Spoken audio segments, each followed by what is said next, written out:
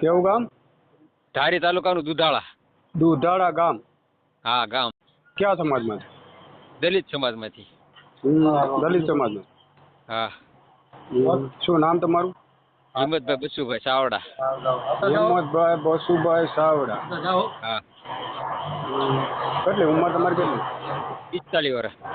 કેટલા વર્ષ? 45. 45 વર્ષ. હા.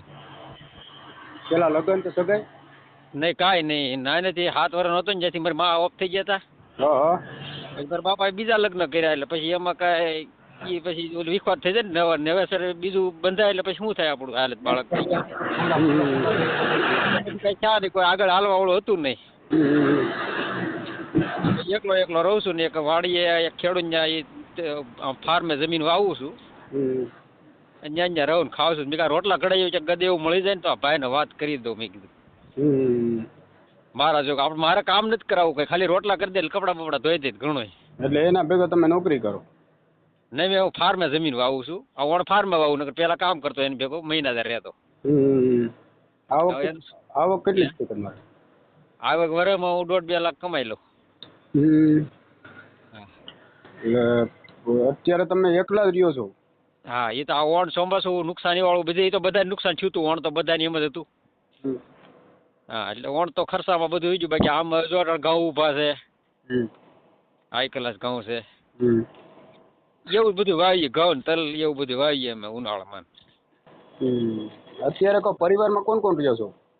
અત્યારે હું એકલો જ છું. મારા બાપા ને મા એ તો નોખા અલગ જ રહે છે. કેમ? એ નવેસર એને બીજા લગ્ન કર્યા છે એટલે એ કઈ હું ભેગું હરખું સેટિંગ આવતું નથી. વધે ઘટે એને ખાવા પીવાનો ઘટેલું પૈસા ને બધું આપું ઘેરે હું. એટલે તમારા બાપાએ કર્યું? તમારા કને કર્યું? મારા બાપાએ. તમારા બાપાએ બીજું ઘર કર્યું? હા, કારણ કે મારા બા ઓફ થઈ ગયા હતા 7 વર્ષ નતો તો એટલે પછી બીજા નવેસર માં આવે એટલે પછી શું થાય આપણે હાલત? એમાં સાચી વાત છે. બરોબર, એટલે હું રહી ગયો નકર રહું નહીં એમ. એમાં સાચી વાત છે. તો એ ભાઈ આપણે તમારા બીજું ઘર કર્યું છે ને, છોકરા આવી છે ને? છોકરીઓ છે 5, છોકરો કે નથી એને. 5 છોકરી? હા, એ 5 બહેનોના લગ્ન થઈ ગયા છે. આ બાપા ડોહી ત્યાં રે એકલા. તોય વધે ઘટા તો ઘરે એમ તો ન હોય તો દઉં એવું કઈ. આપણે એમ કઈ હાવ કાઢી મૂક્યા એવું નહીં, એને આપું. ના, એ તો બરોબર છે. ખબર ભાવતર છે, આપણે ધ્યાન તો રાખવું જ પડે. ભલે એને ભૂલીને ક્યાંય કર્યું નથી પણ આપણે એને જેવું ન થવાય. ના, એ તો પુણ્ય છે ને એકબીજાને. એ તો મારે આ એ હાટું જ કરવું પડે. રોટલા ખાલી ઘડી દે ને તોય બસ હું હાથે રાંધીને ખાવો. વાડીએ પડ્યો રાત દિવસ આવીને રહ્યો રાતે. ગામ દુધાળા? હા, ગામ દુધાળા. એ તો આમ આપણે ગીર બાજુ આવ્યું ને? હા, ગીર બાજુ. સોમનાથ જાવ એટલે તુલસીધામ પાણી. તુલસીધામ અમારા ગામથી 18 કિલોમીટર આઘું થાય તુલસીધામ. એટલે હું આવી ગયો છું એ બાજુ. હા, હનુમાન ગાળા ને એ બધું અમારે પાંચ હાણા ડુંગર ને. હા, સોમનાથ લગે આવી ગયો છું. હા, કે શિવજી નું મંદિર છે ને ત્યાં લગે આવી ગયો છું. અમારા ગામમાં બિલેશ્વર મહાદેવ નું મંદિર ત્યાંથી ને લઈ આવી કર્યું. રોડ કાઢે અમારા ગામમાં. ખાલી તમે આમ નીકળવાનું તો એમ તમને એમ થાય કે રોકાવું છે આપણે 10 દિવસ. એવું ગામ છે. કેટલી ઉંમર કીધી? 45 વર્ષ? હા, 45 વર્ષ. તમ તારે ભલે ગમે એવું હોય, આપણે એકાદો સંતાન ભેગું હોય છે ને એનું તોય મારા હાલ છે તમ તારે. કોઈ દીકરી હોય તો હાલે? હા, દીકરી દીકરો જે હોય ભેગું હોય તમ તારે હાલે, વાંધો નહીં. એના ભાગ નું લઈને ઈ જેલમાં હોય, બીજું શું હોય બાપા? હા, એ તો બરોબર જ છે. કઈ નથી. હા, એ તો નસીબની વાત છે. બધા દીકરીઓના નસીબમાં લઈને આવ્યું હોય. હા, એ જે જન્મવું હોય ને એ નસીબ લઈને જન્મવું હોય. નસીબ વગર કોઈ જન્મે નહીં. બરોબર. નસીબ નો વિચાર જ જતા બિચારા જન્મ તરત ઓફ થઈ જતા, બિચારા ફેલ થઈ જતા અમુક બાળકો. એનું નસીબ ન હોય ક્યાંય. હા, એ છે.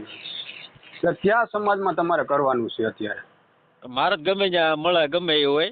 મરાઠી હોય તો હાલે. એનું કારણ છે કે આ રોટલા ઘડા એવું થઈ જાય એટલે ઘણું. મારી સમાજ મળે તો વધારે સારું. કેમ? તો મરાઠીમાં તો થોડું એવું થોડું કરવાનું હોય. ન થાય એટલે આપણે રોટલા કરવાનું, બીજું તો શું કરવાનું હોય? ના રે ના, મરાઠી હું વેસાતી થોડી લેવાય. હા, તો આપણે તમારે મારી સમાજમાં મળે મારી સમાજમાંથી. તમે એવું દુઃખી હોય કોઈ તો તમારે કહેજો એવું છૂટું થયેલું કે એવું કઈ હોય ને તમારે. હા, એ તો બરોબર છે પણ કહેવાની એવું છે અત્યારે કમાઈ જશો પૈસા તો ખોટી રીતે કેમ પૈસા દઈને લેવી આવતા? નહીં, પૈસા દઈને એક ફેરું ફસાણો તો કોઈ દી ધંધો નથી કરવાનો મારે. એ હતા? હા હું એ ત્યાંથી જ લાવ્યો હતો, સુરતથી જ લઈ આવ્યો હતો. હા હા. હા એ મરાઠી જ હતી પણ બુસ મારીને વહી ગઈ. 3 છોકરા ભેગા લઈને આવી છતાં હું હાસો હતો તોય વહી ગઈ. અરે પણ એવું થોડું કરાય ભાઈ.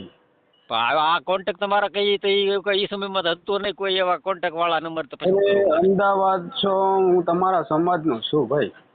હા હા સમજ્યા? હા હા. હું તો તમારા આવો કઈક આપણે આ બધું કેરી ખાવ. હું અટાણે જો આ બગીચો જે છે ને 800-900 આંબા છે આ શેઠના. પણ તમે કીધું પણ હું દલિત સમાજમાંથી છું, પણ ભાઈ એવું કામ ના કરાય. હા નહીં એવું કરીએ કામ હવે હું તો. કામ એવું હું કામે કામ કરું, ખોટા પૈસા બરબાદ થાય. તો મેં કીધું આ કાંઈ નથી જ. મેં 4 વર્ષ 7 વર્ષ થઈ ગયા કર્યું એના. હા ટિકટ ને હા મેં કીધું દીધું જ, પણ આ જોતા જોતા હાજે જોતો હતો ને તો તમારો નંબર આવ્યો ને, મેં હા ભાઈ કામ ના લાગે છે ને આ કામ બધાને કરી દે. તમે કીધું કે ભાઈ પૈસા નથી ખર્ચા, એ વિડીયો હું જોતો હતો. પછી મેં અટાણ તમારો નંબર લઈને આગળ ફોન કર્યો. મેં કીધું જરાક જાણવા દે તો શું કહે છે.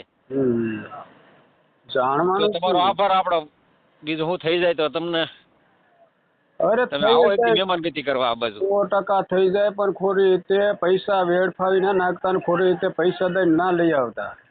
નહીં નહીં હવે એવું નથી કરવાનું. હવે તમે કયો એ જ કરવાનું છે. આપણા ગુજરાતની અંદર કોઈ દીકરી ગરીબની હોય, કોઈ હા કોળી હા સમાજ હોય, કોઈ આહિર સમાજ છે, કોઈ પટેલ સમાજની છે, દીકરી દુખી હોય ને એવું કોઈ હોય ને પાત્ર, તો હા હા ચાલે ભાઈ. સમજ્યા? હા તો વાંધો ને. તારે એવું કઈ દુઃખી હોય તો તમે મને કહેજો. હા, અને એવું કોઈ અત્યારે નાઈટ ભાઈનું કોઈ રહ્યું નથી. નહીં નહીં એ તો કાંઈ નથી રહ્યું. સમજ્યા? અત્યારે તો હા સારું હોય ને સારી કમાતો હોય એટલે આપી દઈશ અત્યારે. બસ. અને મારા કામ નથી કરાવવું, બરોબર? કામ કરવાનું અમારા ઘેર અમારી મા રહે ને, મારા માએ કોઈ દી કે દાડી નથી કરી, મારા બાપા કોઈ દી કામ ન જવા દે. કાંઈ વસ્તુ નહીં. અમારા ઘરમાં એ સલણ જ નથી કે બાયું કામ કરે.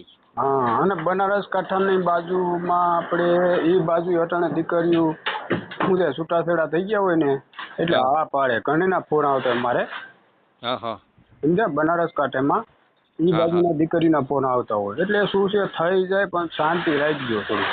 હા તો વાંધો ને તારે. હવે તમને ઠેઠ 1 મહિને હું તમને પૂછે પાછો મહિનાથી કે ફોન કરે હા છતાંય થઈ જાય. મને ફોન કરજો તમે તારે. આ બાજુ આવો દીવ બહુ ઉના બાજુ તે હા આપણે ત્યાં આવજો વાડીએ કેરી બેરી ખાવા. હમણાં કેરી હોત થઈ જાય 2 મહિનામાં. હા, ટાઈમ મળે એટલે હું આવીશ. એમ ના નથી પડતું. હા મુલાકાત હા હો. હા હા તમારો ફોટો મોકલી દેજો આમાં. હા વાંધો નહીં. હો, તમારું નામ હા નીચે લખતા આવડે છે ને? નામ તો લખતા જજો પણ તમે હું અભણ છું. તો ખાલી ફોટો મોકલી દો હાલો. હા સારો એવો ફોટો મોકલી દો હાલો. હા હો, ઓહો એટલે ફોટો મોકલી તો મને યાદ રહી જાય. શું આ તો હા હા વાંધો નહીં. સવારમાં મને દીવાબત્તી કરીને તમારો ફોન આવ્યો એટલે મારે ઉપાડવો પડ્યો. ચાલો ઉપાડ. હા તો કાંઈ વાંધો નહીં. સારું હાલો. હો, હા હા હાલો, જય માતાજી. જય માતાજી.